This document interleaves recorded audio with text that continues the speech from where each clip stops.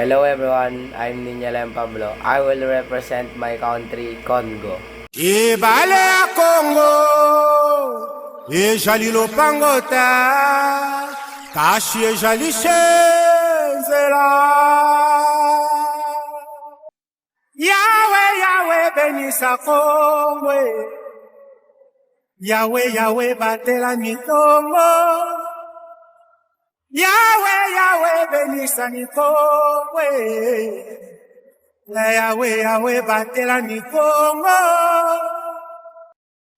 Bana Congo, tala mukananu na pangito tala nenge toko piko bongisa koka bakoko batikela biso. Bana Congo, tala mukananu na pangito tala nenge toko piko ingana koyo kanana mboka oyo bakoko batikela biso. The term Congo countries refers to the two nations in Central Africa with Congo in their names. Democratic Republic of the Congo, DRC. Capital, Kinshasa, formerly known as Zaire. This is the largest of the two Congo countries with vast natural resources like mineral and forest. It's the second largest country in Africa by land area. Republic of the Congo. Capital, Brazzaville.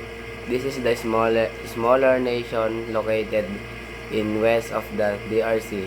It is also rich in natural resources, including oil and timber.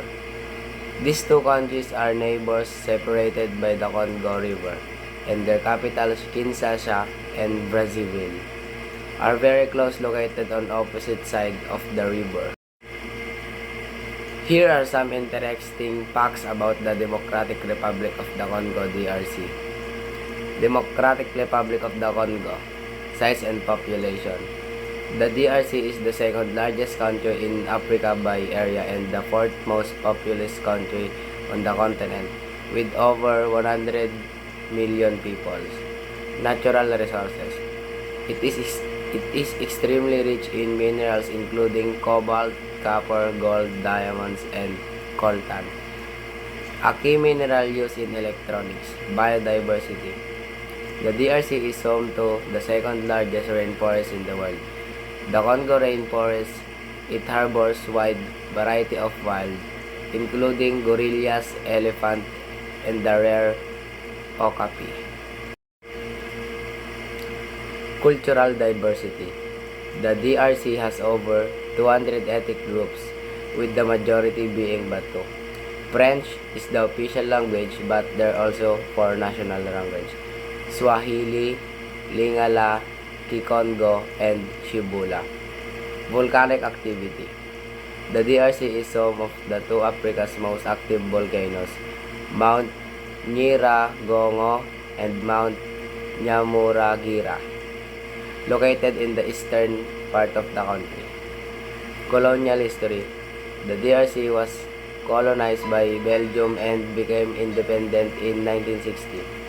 Its post-independence history has been marked by periods of conflict and political instability. Music and culture. Congolese rumba is world famous and has influenced by many African and Latin American music styles.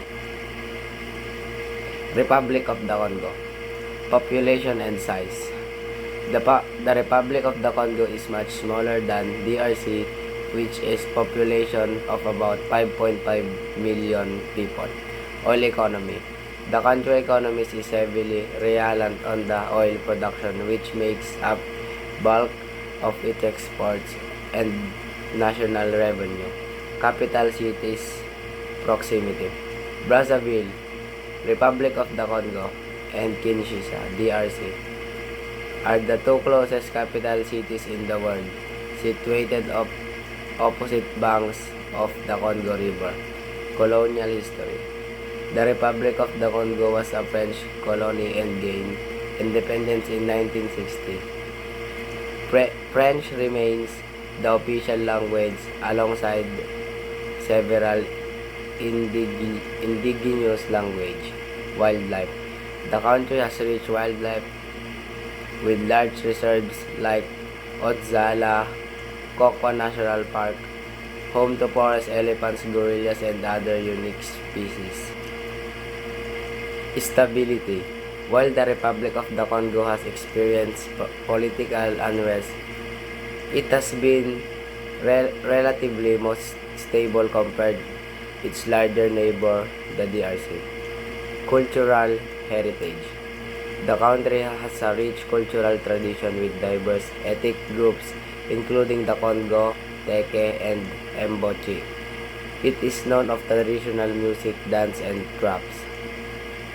Both countries share the Congo River, which is the second longest river in Africa, and a crucial part of the region's ecosystem and transportation system.